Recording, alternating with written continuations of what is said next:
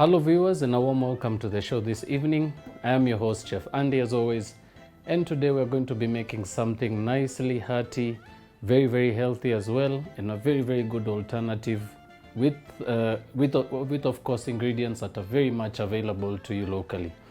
Now we're going to be making a very simple pea and carrot stew, and I'm also going to be showing you a very simple twist on some mashed potatoes. But before I begin the process, I will of course introduce some of the ingredients that we have on the countertop today, just to give you an idea of what to expect for the show. Now from the very front, you'll require about 2 medium-sized onions. You'll also require some cayenne pepper, about half a teaspoon, about 1 tablespoon of some cumin powder, 1 stock cube. You'll also require about a 1/4 cup of some chopped green pepper and about 3 or 4 cloves of garlic. You'll also require 3 medium-sized carrots, peeled and chopped, some frozen peas. You'll also require about 3 medium-sized tomatoes already chopped. You'll also require about 3 potatoes already chopped as well. You'll also require some pre-cooked beans. So I'm going to be using red kidney beans for this recipe. You'll also require some coconut cream, a bit of some fresh coriander leaves, some water to aid you in cooking with, some olive oil as well to cook with, and last but not least, some peppercorns to crush. You can of course also substitute that for some black pepper powder. It will of course make a very small change. But before we begin, I will of course give you this chance to grab your pens and papers if you're taking notes, and we'll see you after a short while.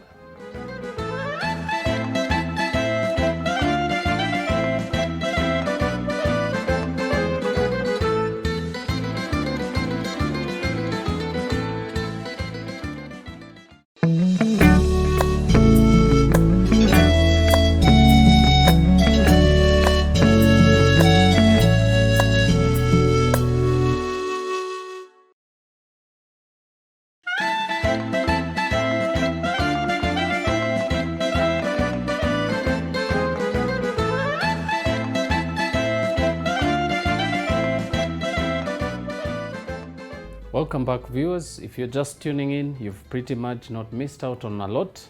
We pretty much started by introducing the ingredients which we'll be working with today. And as I said, we're going to be working on something much easier than most occasions. We're going to be making something as well that incorporates very locally available ingredients. Pretty much ingredients that you can be able to source anywhere in your retail markets next to you. And of course, very important to mention, something that is of course very heartwarming, very healthy, and a very good alternative on this particular cold month of September. Now before I begin, I will of course begin the process with the ingredients or the dish that is going to be much quicker to finish off. We're going to start by boiling some potatoes. So for this particular technique, very simple. You will of course begin by cooking your potatoes in a pan, and we're going to be pretty much incorporating some beans to this, but we'll of course do this a little later in the process, as soon as the potatoes are nice and easy to mash. So I'm going to begin by turning on the gas burner on this end, and to that we'll of course season with a bit of salt. Remember, very important to season at this stage. And also very important to mention, always have an adequate amount of water in your pan, especially when boiling potatoes. So I'm just going to add water right up to the point where the highest level of the water just touches the surface of the potatoes. And we're going to allow those to continue to simmer. And while we do so, we will jump on to the next part of the dish, which is of course the stew. So we're going to start off very simply by chopping up a bit of some onions.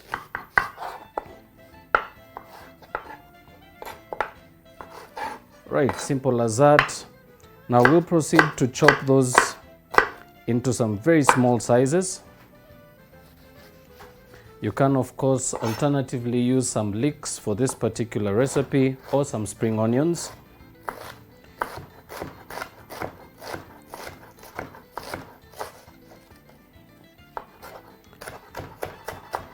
So finish by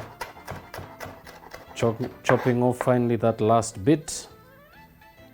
and proceed to do the same thing for the other half.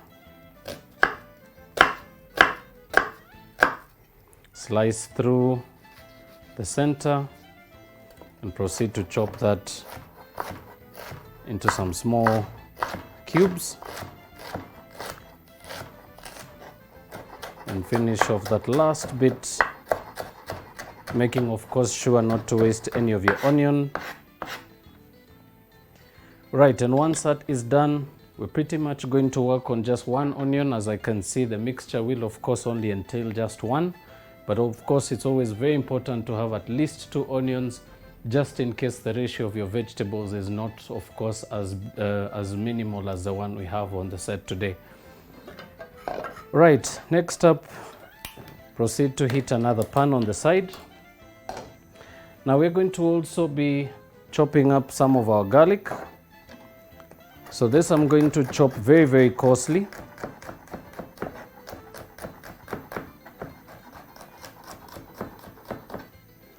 And proceed to go through it maybe twice or thrice with a sharp knife. Of course, always trying to get the roughest, finest chop you possibly can.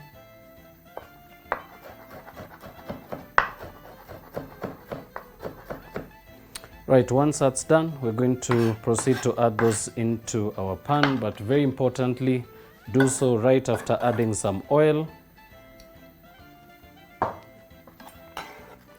Right, so in goes your onions.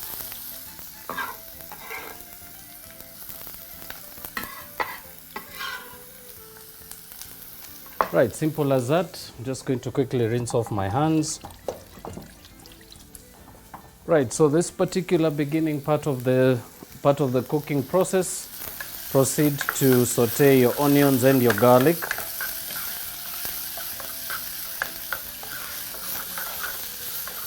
Mixing continuously right up until your onions are translucent in color. Also very important to mention, you can of course chop up your ingredients way in advance, which will of course always save you time and effort. Right, now very important to mention as well, we're going to be infusing some beans into our potatoes. A very, very simple technique of making sure that you also get some beautiful natural flavors to your potatoes. Remember, on most occasions, some of us may be very fond of adding butter and such other ingredients to the mash. But for this particular process, I'm going to make it very, very simple for some of you who are of course also looking at the cost factor to your recipe, and of course an effort, a time-saving opportunity. Right, so now your onions are beautifully sweated out. We're going to proceed now to add our tomatoes.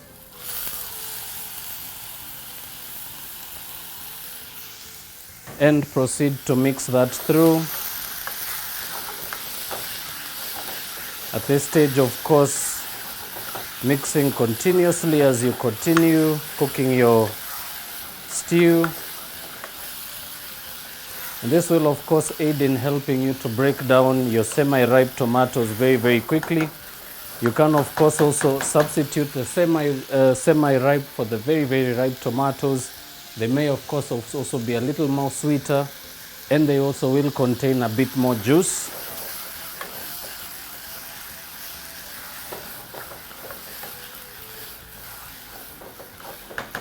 Right, so once that's done, very, very simply, we're going to also be adding our cumin powder.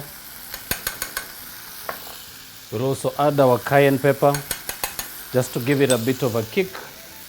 And last but not least, our stock cube.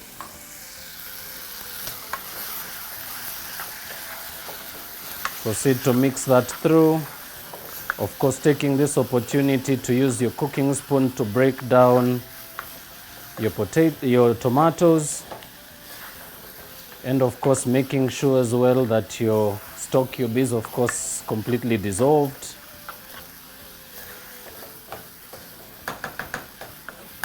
And of course, you can also add some stock. You can of course use some stock liquid if you of course don't have any stock cubes available to you. By infusing this with a bit of water, this will of course aid in giving the same result as if you used some stock. But if you do have some stock around, or maybe even just the peelings from your carrots. You can of course boil those with a bit of some onions, and this will of course also give you a nice, more nutritious liquid to substitute for the water. Right, so nice beautiful consistency coming through. Your tomatoes will of course begin to break down anywhere at the 2nd and the 3rd minute.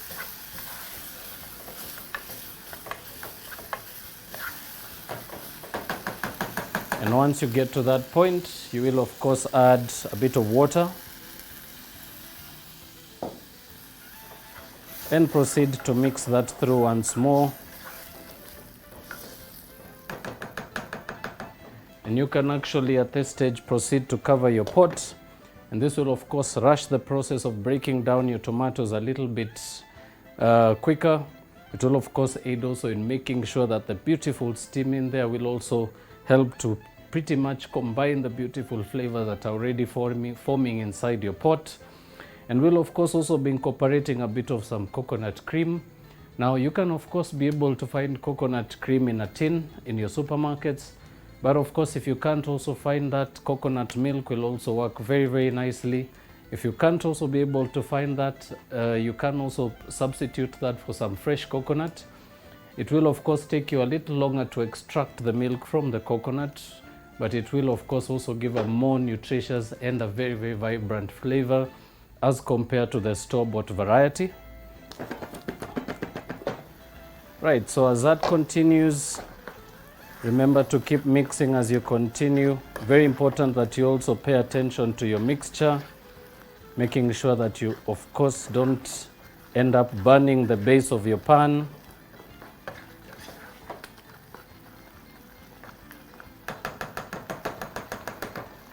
And once you put your tomatoes are almost halfway done, we're also going to proceed to add our carrots.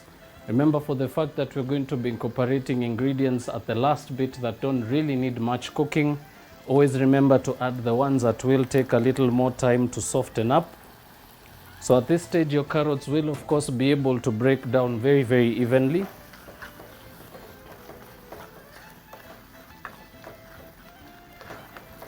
So mix that through once more. You will of course encounter situations that your pan will the liquid could of course evaporate a little faster than usual. Proceed to add some water, and of course always remembering to add your water in small amounts. This of course aids in making sure that you actually have a beautiful consistency and that your mixture does not of course boil into a very, very pureed consistency as well. Now another thing to mention about the recipe, we of course have some beans that we had already parboiled, and remember you can be able to do that also way in advance. It will of course save you time. Some of you may of course on many occasions maybe prefer to use tinned beans, which of course have already been pre-cooked. They will of course not make a big difference, but I always recommend, if you're going to be able, if you're rather trying to really save up on costs, remember you can of course buy them fresh and you can be able to boil them yourself. You will of course pay much less for a bigger quantity as opposed to the store-bought variety, which of course may give you only about a cupful, which may of course also give a very big variance in prices or in the price itself. So just coming back to our pot, continue to mix that through. Of course, by mixing, you very much make sure that you can actually get the mixture continuously bubbling. Of course, tossing the ingredients as well ensures that you don't of course only cook the ingredients at the base and have the ones at the top cooking much slower. And you can allow that to continue to simmer right up until your liquid is about halfway done or halfway down your pot. And this of course gives us also an opportunity to check on our potatoes. So this you can easily proceed by checking by of course lifting a piece from the pan, and you can just quickly press that on the board. If it's of course mushy, this of course will also now aid you in knowing that it's already done. So very simply proceed to remove from the heat, and you can, by holding the lid over the pot, proceed to drain the liquid. and you can return that onto the gas burner. Of course, always have just a little bit of liquid at the base. Remember, that always aids in making sure that you don't actually have a very, very dry base, and of course that will also avoid for you to actually burn your potatoes. And once that's done, proceed to add your pre-cooked beans. So I'm going to add about the same ratio of beans to potatoes, and very, very quickly just give that a quick mix.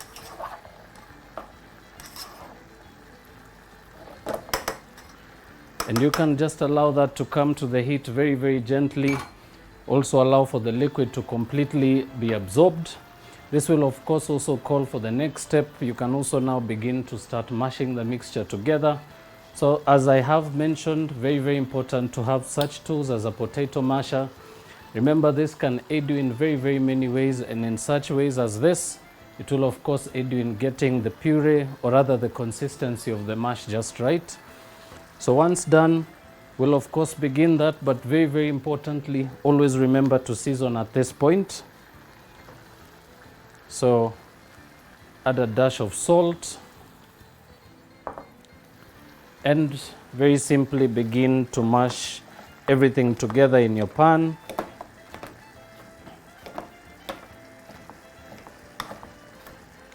And of course, once your liquid is completely evaporated, you will of course not need any more heat to this process, so you can turn your gas off completely and just proceed to mash that through.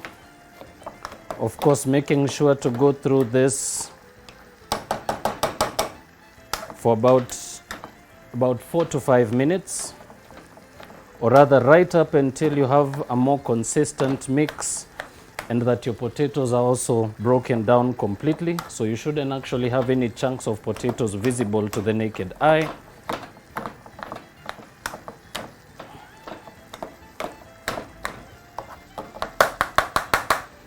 And pretty much that brings you to the final part of your first part of the dish. And also something that I could add to this, remember, if you don't actually have a masher available to you, you can also resort to using a wooden spoon. It will of course aid you in breaking that down as well. But as I mentioned, the masher will of course make it so much easier for you, in that you'll actually use much less effort than if you used a wooden spoon.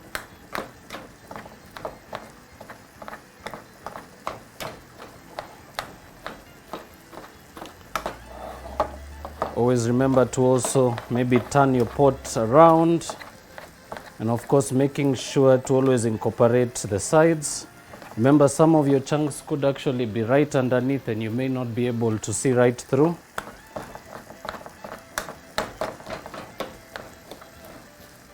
And once that's beautifully composed, just proceed to go through it once more.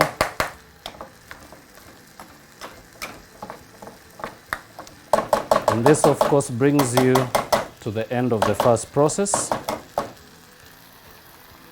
And you can actually leave that covered right up until you're ready to serve. So as you can see, it's very, very simple.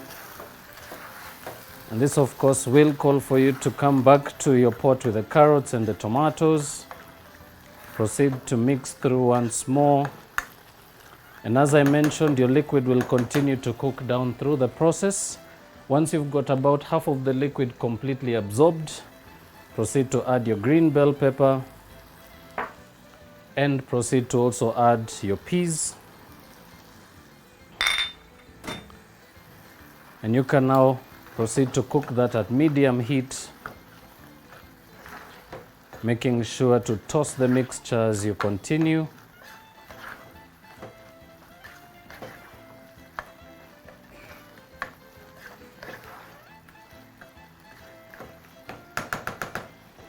And now at this stage, we're now going to incorporate our coconut. So I'm just going to switch spoons and grab a clean one. And now I'm going to incorporate about half of the coconut cream. Of course, always important to add this in small amounts. That way you don't actually have too much in your mixture all at once. And all you need to do now is mix that through. and basically allow for all your ingredients to continue to simmer together, which will of course make it also, or rather give it a bit of time for all your ingredients and flavors to combine.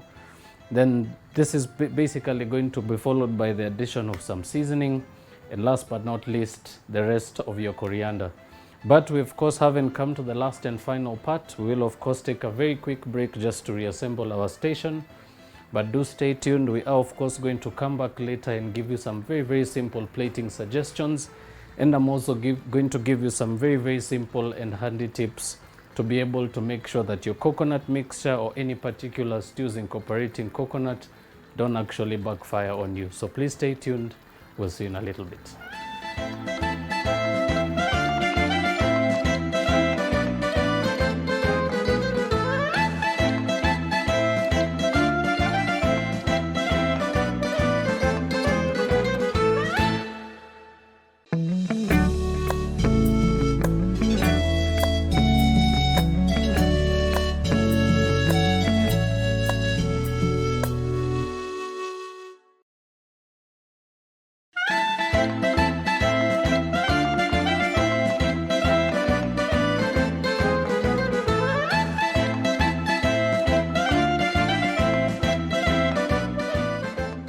Welcome back, ladies and gentlemen, and thank you once again for tuning in on the show this far. I will of course remind you, if you have of course missed out on most of the episode today, you can of course recap through our YouTube channel, that's BrandPlus TV Kenya. And of course, if you're looking at airing some comments, suggestions, or any particular queries that you may have at home, do feel free to write to us through our Facebook page, that's BrandPlus TV Kenya as well. But for now, we're pretty much coming to the last and final part of today's show. And as our peas and carrot stew with the coconut is almost coming to its end, we're of course going to just finish that off very simply. And we're going to be chopping and adding to that some fresh coriander leaves.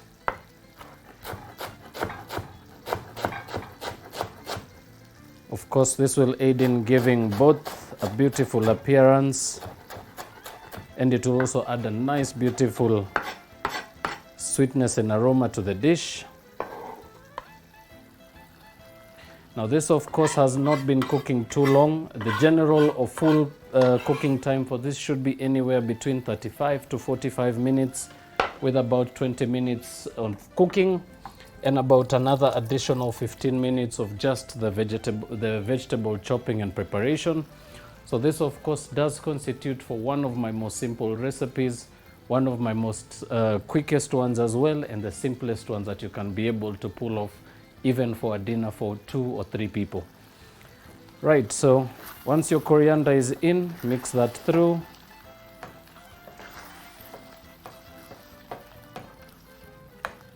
Once that's mixed through, very importantly, remember to season with some salt.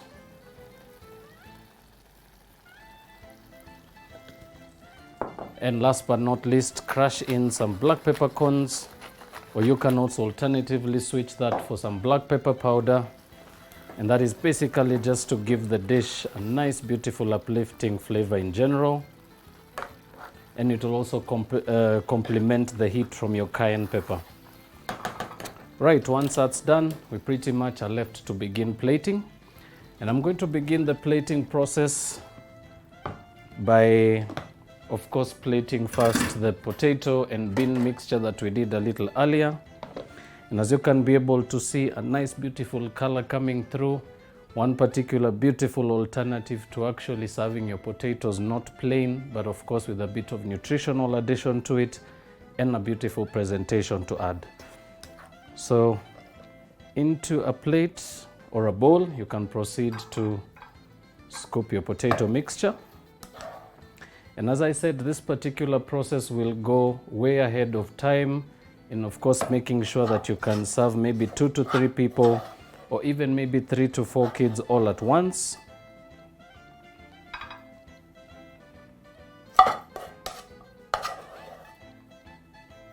Simple as that. Now we of course left to plate just the stew, and as I mentioned, a very beautiful vegetarian option for some of you looking at making it much more worth the while to make your vegetarian meals at home a little more pleasant and friendly, and of course to also give it a bit of beautiful creativity. Also something that you can be able to save up in your notebooks or in your recipe books. And this particular one is a very good a good alternative as a stew. You can of course also enjoy this with a bit of some naan bread or some chapati. I'm going to finish that off as simple as that. And this of course brings us to the last and final part of the show. I do hope you've managed to have some fun with us today, and I'm really hoping some of you will actually try this at home. As I said, the one particular thing I enjoy about the recipe is the fact that it's not time consuming. It of course also brings a very beautiful creativity to a very simple dish. And as I mentioned as well at the beginning of the show, all of the ingredients that we used on the show today are very easy to find at your retail regular markets or even your retail regular stores next to you. And this of course brings us to the last and final part of the show, where I will bid you once again farewell, and I will also say thank you once more for tuning on to the show today. And for some of you who have been with us right through, thank you very much for showing your support. I will of course leave you with a small reminder. Remember, we are of course very much happy to have some of you on the show as well. So do remember, just like some of the previous episodes that I've had guests on the show, you can also get a chance to be on the show with me and maybe even come and teach us one or two things that we may of course haven't been able to broadcast and show to you at home. And you can be able to do it very simply. So it actually begins with you taking the initiative of sending us a message on that 5-digit code that's on your screens. Do write to us, give us an idea of what you're about, tell us where you're from. Also maybe give us an idea of what you'd like to maybe come and learn on the show, and you could be one of the many that could be lucky to join me on the show. And you can also come and maybe speak to the viewers at home and teach them that little bit of new idea or new creativity that you may of course be really burning to share with viewers out there. But we have of course come to the last and final part. I will of course also remind you, if you have missed out on the show today, do remember to check out our YouTube channel, that's BrandPlus TV Kenya. There you should be able to catch this and many other beautiful recipes that we've had on the show. So I will of course now thank you once again for tuning in this far, wishing you God's blessings, and until the next episode of Dinner Guide, I am Chef Andy, wishing you a lovely evening. God's blessings.